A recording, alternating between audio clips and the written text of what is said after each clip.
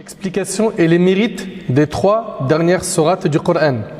Sourate al-Ikhlas, Sourate al-Falaq et Sourate al-Nas, la sourate 112, 113 et 114.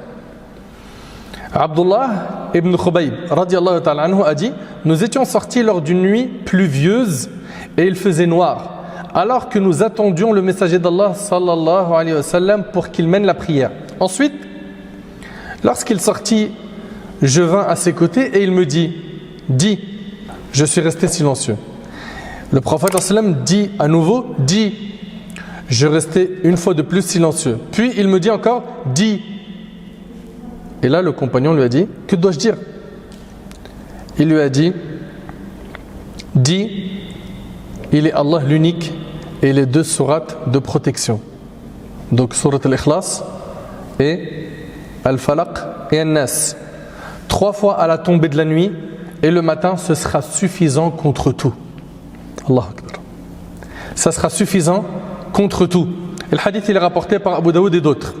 Et d'après Uqba ibn Amr radiallahu ta'ala anhu, le prophète sallallahu alayhi wa sallam lui a dit un jour: ne vois-tu pas ces versets descendus durant cette nuit qui n'ont aucun équivalent? Je cherche protection auprès du Seigneur de l'aube naissante et je cherche protection auprès du Seigneur des hommes. Qul a'udhu bi rabbil falaq et qul a'udhu bi rabbin nas. Aïcha radiallahu anha rapporte que lorsque le prophète sallallahu alayhi wa sallam allait se coucher chaque nuit, et ça normalement vous le savez ça, hein, le prophète sallallahu alayhi wa sallam il joignait ses mains, soufflait dessus et récitait les sourates Al-Ikhlas, Al-Falaq et An-Nas.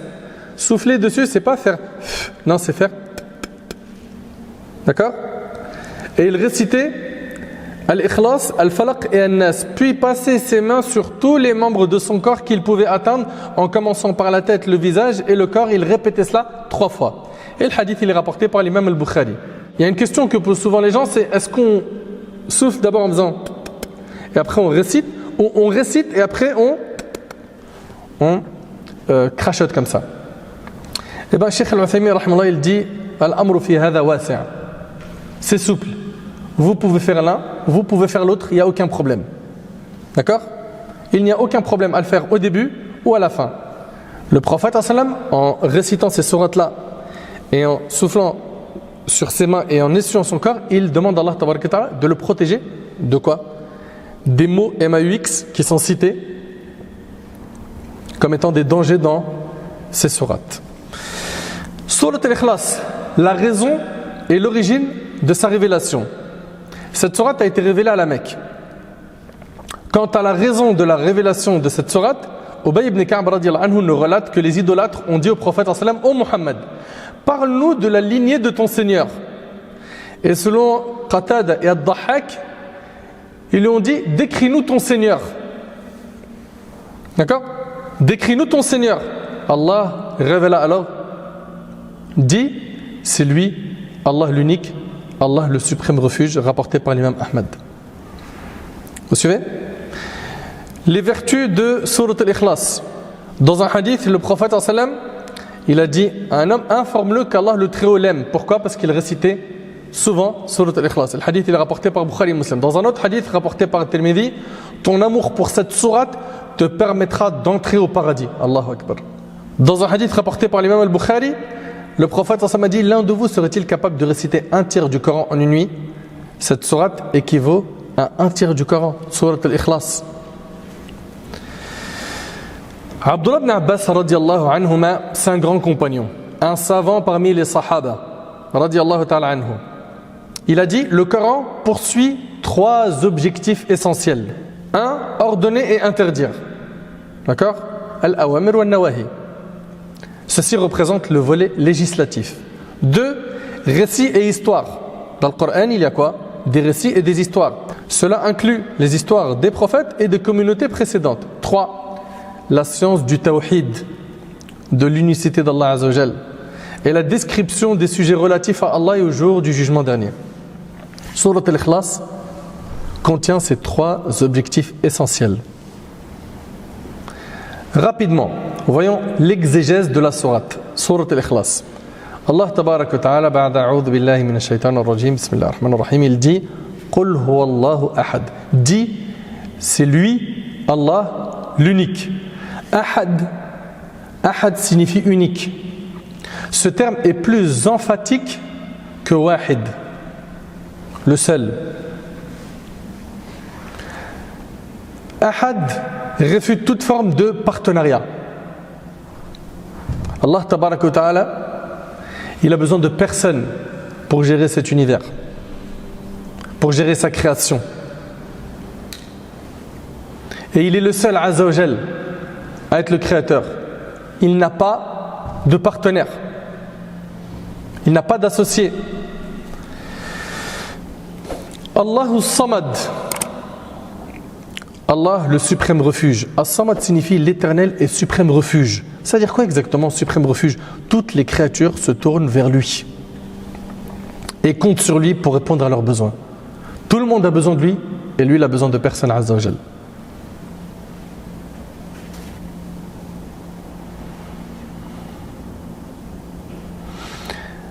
Lam yalid wa lam yulad, qui n'a jamais engendré et qui n'a pas été engendré. C'est ce qu'on appelle le tawhid de la pureté at-tanzih. Allah tabarak wa ta'ala, il a ni parents, ni enfants, ni épouse. Allah tabarak wa ta'ala est le premier, il n'y avait rien avant lui. Il est le dernier, il n'y aura rien après lui. Azza wa Jal, rien ne lui ressemble, subhanah. Wa lam yakun lahu kufuwan ahad. Et que nul n'est en mesure d'égaler. Il n'a pas engendré et il n'a pas été engendré, il n'a pas d'égal. Azza wa Jal. Ahbab al-Kiram, qui peut prétendre vivre dans un lieu qui n'appartient pas à Allah subhanahu wa ta'ala? Cette terre appartient à Allah. Qui peut prétendre pouvoir respirer un souffle d'air qui n'appartient pas à Allah? Azza wa Jal. Personne. Qui peut prétendre manger et boire quoi que ce soit qui n'appartienne pas à Allah? Personne. Tout appartient à Allah tabarak wa ta'ala. Subhanah. La ilaha illa anta subhanaka inni kuntu minadh dhalimin. Ibn Taymiyyah rahimahullah a dit, Cheikh al-Islam Ibn Taymiyyah rahimahullah a dit, l'affirmation de l'unicité du Seigneur avec un rejet absolu de toute forme de polythéisme, il est as-samad, ce qui appuie tous ses attributs et l'exempte de tout défaut. La négation d'avoir engendré et d'être engendré, ce qui implique qu'il n'a nul besoin de cela et que tout dans la création a besoin de lui. Cette sourate inclut toutes ces questions. Elle mérite à bon droit son surnom de un tiers du Coran, fin de ce que dit Ibn Taymiyyah dans Majmou' al-Fatawa. Ça, c'était donc concernant sourate al-Ikhlas. Ensuite, sourate al-Falaq.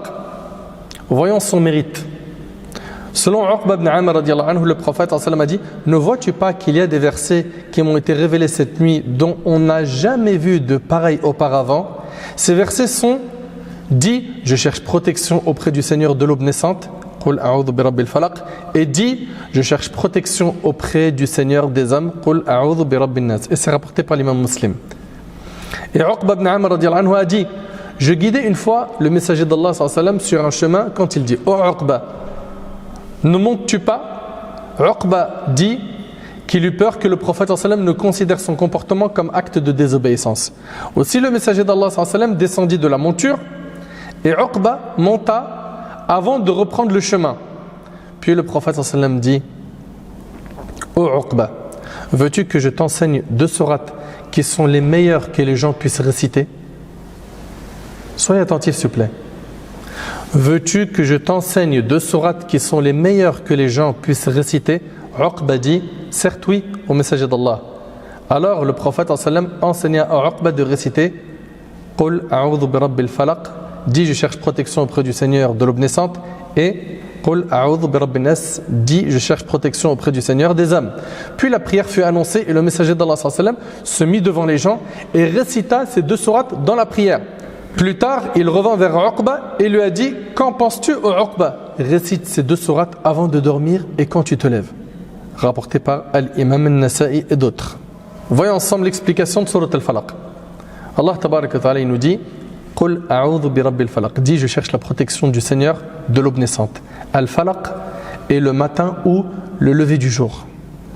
Min sharri ma khalaq, contre le mal des êtres qu'il a créés. Ceci signifie contre le mal de toute chose créée. وَمِنْ شَرِّ غَاسِقٍ إِذَا وَقَبَ, contre les périls des ténèbres quand elles ont tout envahi. Mujahid, rahimallah, a dit Ghasiq renvoie à la nuit et Waqab renvoie au coucher du soleil. Ibn Abbas, radiallahu anhuma, et d'autres partagent cette opinion. Ils ont dit, en effet, il s'agit de la nuit et de son obscurité. Contre les périls des ténèbres quand elles ont tout envahi. وَمِنْ شَرِّ النَّفَّاثَاتِ فِي الْعُقَدِ, contre les maléfices de celles qui soufflent dans les nœuds, ce qui signifie les sorcières. Cela signifie les sorcières. Mujahid, rahimallah, a dit, quand ils font leur sorcellerie et soufflent dans les nœuds. وَمِنْ شَرِّ حَاسِدٍ إِذَا حَسَدَ, contre la méchanceté de l'envieux quand il envie. Quelle est la différence entre la jalousie blâmée et l'envie permise? Il y a ce qu'on appelle al-hasad al-mamdouh et al-hasad al-mazmoum. L'envie est de deux types. Al-hasad al-mamdouh, on l'appelle al-ghibta. Al-ghibta, c'est quoi? Comme dans le hadith, le prophète dit la hasada illa fi ithnatayn. Point d'envie permise que dans deux choses. Quelqu'un à qui Allah il a donné la science, d'accord, il enseigne la religion, le Coran, etc. Et il enseigne aux autres. Et quelqu'un à qui Allah a donné de l'argent et il en fait aumône pour les autres. Lui, tu as le droit de quoi? De l'envier. Par contre, al-hasad al-muharram, c'est tamanni zawal ni'mat al-ghayr. C'est le fait de souhaiter la disparition des biens de quelqu'un. Ça, c'est haram. D'ailleurs, le prophète dit iyyakum wal hasad. Il dit méfiez-vous, gare à vous de l'envie, car l'envie brûle les bonnes actions, tout comme le feu brûle le bois. Tu es en train d'envier les gens, pourquoi? Ce qu'ils ont, c'est Allah qui leur a donné. Qu'est-ce qu'il y a? Pour toi, Allah subhanahu wa ta'ala, il n'a pas bien fait les choses. Allah tabaraka wa ta'ala, il est al-hakim, le sage, azza wa jal. Donc, c'est très simple. Dans notre religion, on n'envie pas quelqu'un en lui souhaitant du mal. Tu peux bien évidemment dire j'aimerais bien avoir une voiture comme un tel, une voiture plus confortable, pas de problème. Mais lui souhaiter du mal, ça c'est interdit en islam. Nous qui bifadillah azza wa jal, on comprend la religion. On n'envie pas les gens pour dunya. On ne les concurrence pas pour dunya. Dunya, on leur laisse. Nous, le plus important, c'est l'autre monde. Voilà, en résumé, ce qu'on a à dire concernant Surat Al-Falaq. Ensuite, Surat An-Nas. Dans cette sourate, Allah tabaraka wa ta'ala, il nous dit Qul a'udhu bi rabbin nas, malikin nas, ilahin nas. Dis, je cherche refuge auprès du Seigneur, notez bien, du Seigneur des hommes, le roi des hommes, le Dieu des hommes. Le Seigneur, le roi et Dieu, trois attributs distincts de notre Seigneur sont mis en avant. Cela souligne sa seigneurie, souveraineté, divinité. Il crée toute chose, à lui appartient toute chose et tout lui est soumis. Min sharril waswasil khannas. Allah ordonne à quiconque cherche protection contre le mal de tout tentateur perfide de demander protection auprès de celui qui possède ses attributs. Qui est le tentateur perfide? Allah Ta'ala il dit Min sharril waswasil khannas, contre le mal du tentateur perfide. Mais qui est le tentateur perfide? Il s'agit du démon assigné à chaque homme. On l'appelle comment? Al-Qarin. Aucun homme ne marche sur cette terre sans qu'il n'ait à ses côtés un compagnon qui lui enjolive les mauvaises actions. Le prophète sallallahu alayhi wa sallam, dans le hadith rapporté par l'imam Muslim, a dit il n'y a personne parmi vous qui n'ait été confié à un compagnon démon qui se charge de lui. Les compagnons demandèrent toi aussi, ô messager d'Allah? Il répondit oui, sauf qu'Allah m'a aidé contre lui, je suis à l'abri de son mal, si bien qu'il ne m'incite à accomplir que le bien. Il répondit oui, sauf qu'Allah m'a aidé contre lui, je suis à l'abri de son mal, si bien qu'il ne m'incite à accomplir que le bien.